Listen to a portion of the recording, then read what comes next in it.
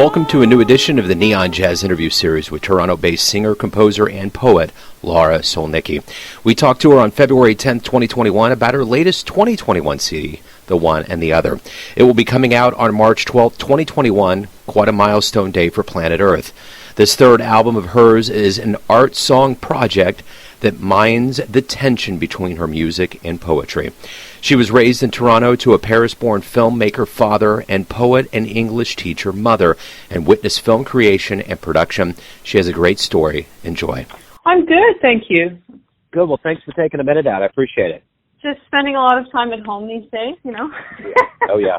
That's the way it is. Oh, yeah. That is, well, and you got material coming out. Obviously, we're at home because of the pandemic, and The One and the Other comes out on March 12th, which that's going to be a quite ominous day in the history of the world, because that was really around the time everything shut down. What are your feelings on releasing, you know, an album during a pandemic 1 year to the date that everything shuts down? Oh my gosh, is it actually an anniversary of the pandemic?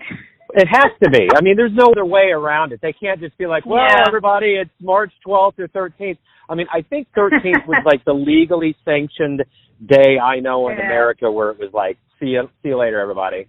Yeah, that's interesting that you asked that.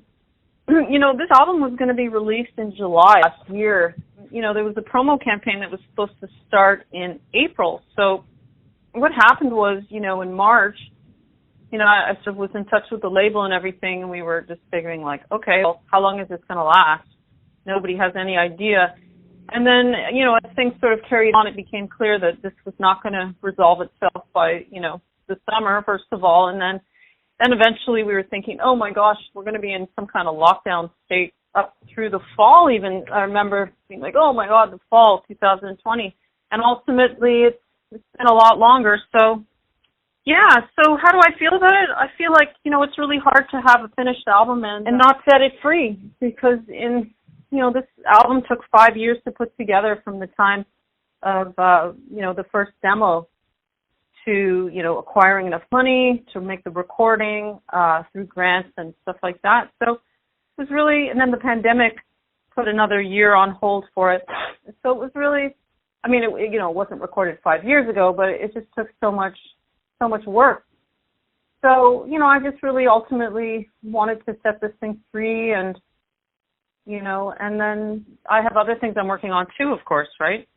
The timing of this was good because I received it last night. I've had a chance to listen to it, and it's a very interesting sound. There's a lot of things going sonically up and down, and I really enjoyed it. And I want to know from you, what do you want the listener to get from this project? That's a really interesting question. You know, this project was it started off as kind of an experiment, really, because, you know, I've spent a lot of time writing and editing poetry now since about 2006. And, you know, when I had all this poetry, some of it was being turned into music along the way. Recorded a couple of my own tunes on my last album, but for the most part it was, you know, I was kind of being a jazz singer and singing songs from the Great American Songbook, working on my jazz improv, and writing a little bit. And then, you know, writing poetry is kind of a side thing. It was not connected to the music that I was doing. And I had actually originally gone into jazz thinking that, you know, I did want to bridge those worlds for myself. So I figured I'd be doing something more like modern or contemporary jazz. But then when I moved out of classical music into jazz roughly 10 years ago, it was kind of, just got caught up in gigging, doing jazz gigs, and I started getting, you know, house gigs and stuff in Toronto pretty much right away. So I was getting work. So, you know, and I really enjoyed it, and it was a lot of fun. So it just kind of created a delay. So, you know, by the time, you know, I put this project together, I had kind of a huge notebook of poetry that I had been writing since, on this particular kind of theme of oneness and otherness, connection, disconnection, and all that stuff that it plays into all the themes in the album. And I wanted to make some music out of at least some of it. And I was really committed to staying, you know, true to the poetry.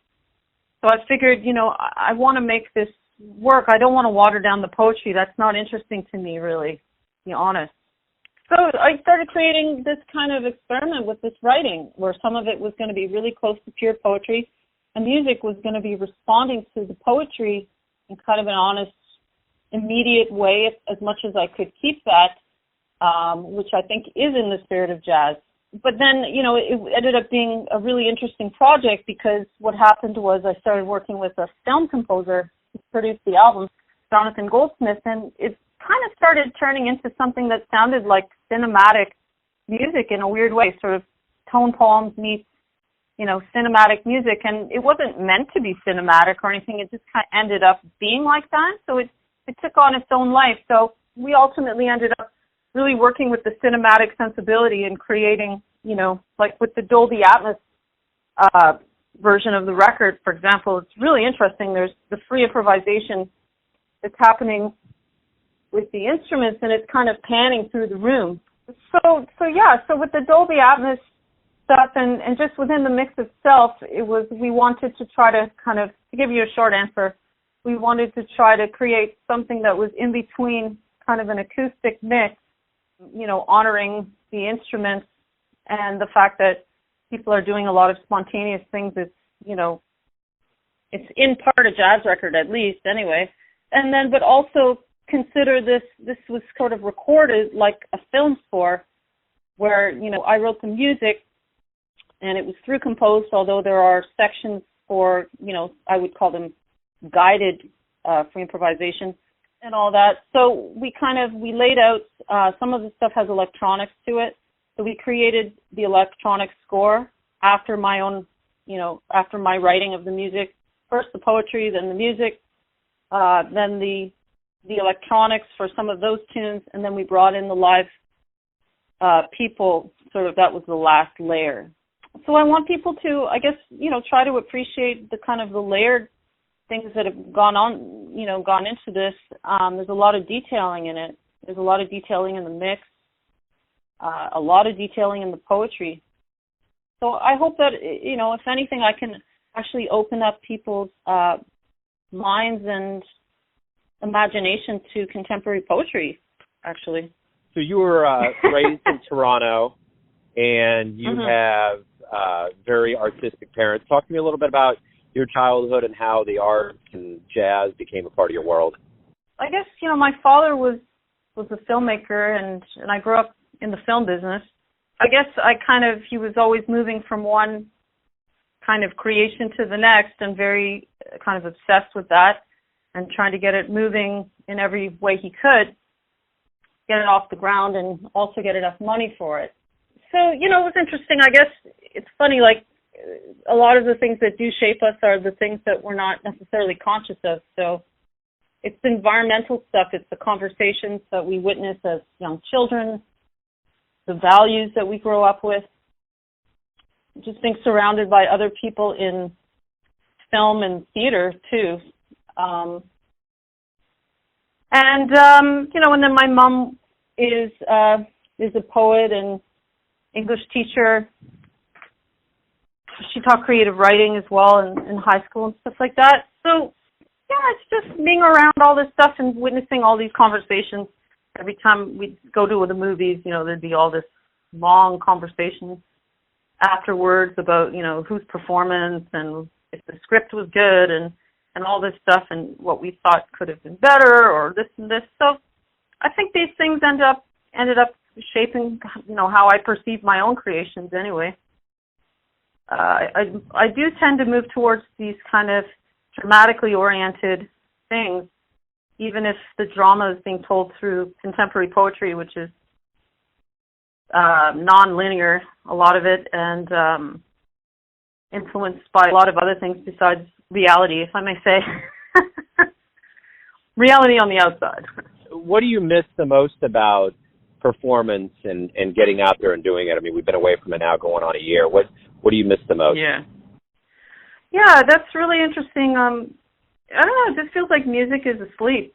I guess I miss the energy and the exchange of working with other musicians. So it's not just about me, it's about everyone in the band who's on stage and or in the recording studio. And just to be able to share that, there's something that we're really missing these days, which is the energy of groups of people gathering together, where there's just energy. And it's really, I think we're all really missing out on that. Like, I was in Niagara Falls over winter for a couple of days, and I just remember being outside and being surrounded by a lot of people and these ice sculptures and these lights and stuff. And I just felt definitely more in the moment and more alive somehow. The fact that there were so many people and the festivity of it, and I think that this is something that is missing from my life right now in terms of music. That's really the thrill of it, the ecstasy of it.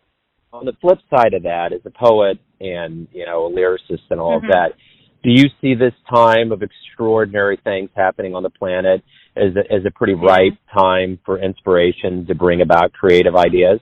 I personally feel like things are kind of incubating for myself and for most people that I am in touch with. I don't feel very inspired right now in terms of my day-to-day.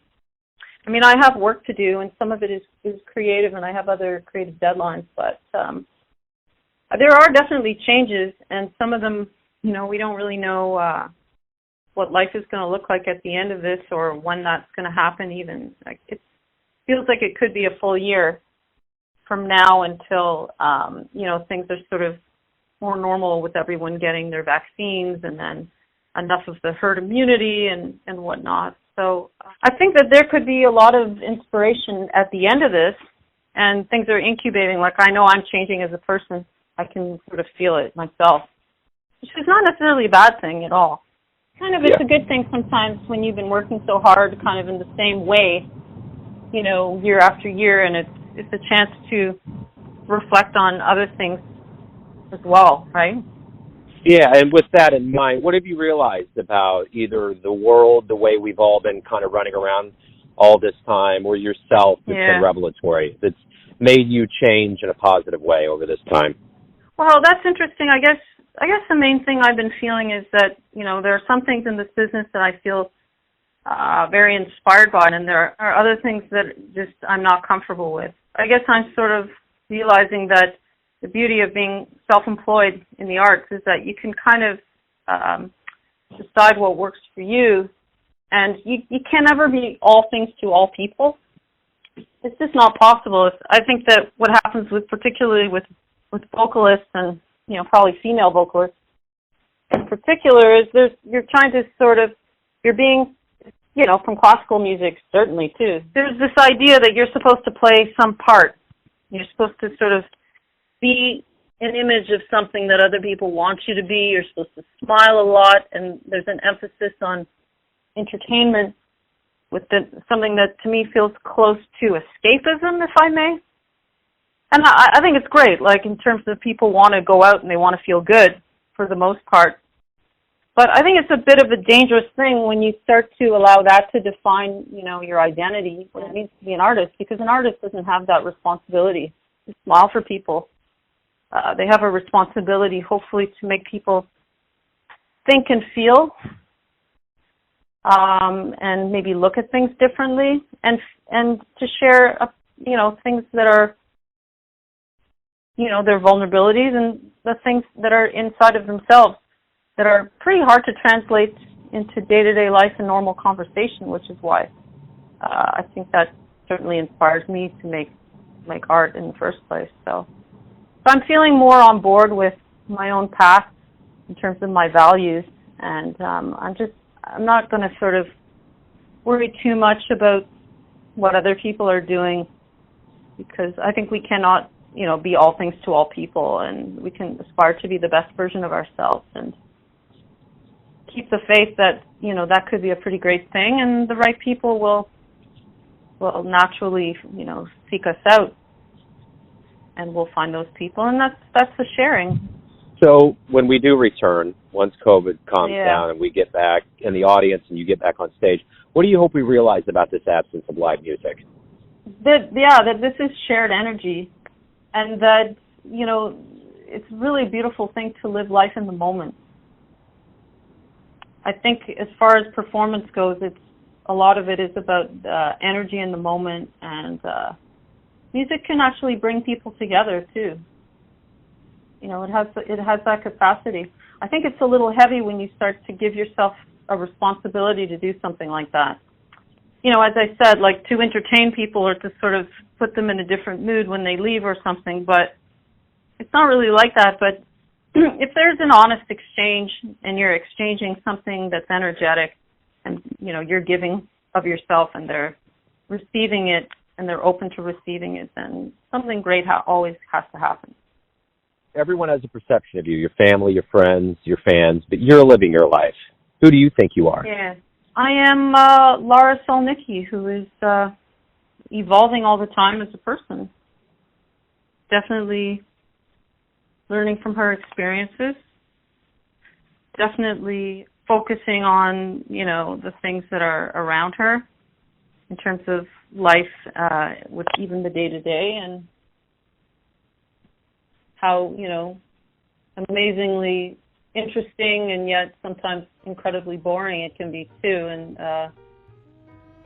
just trying to chart, you know, my experiences, what I take in from, you know, that's what I mean, like not so monumental.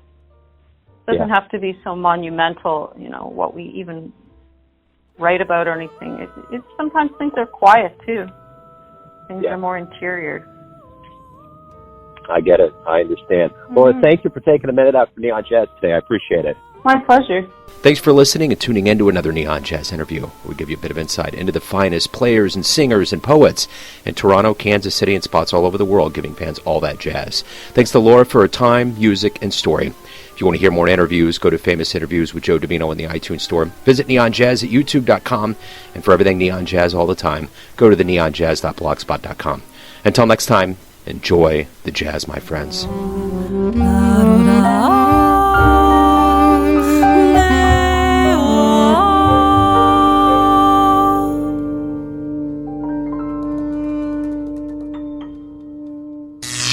Neon Jazz.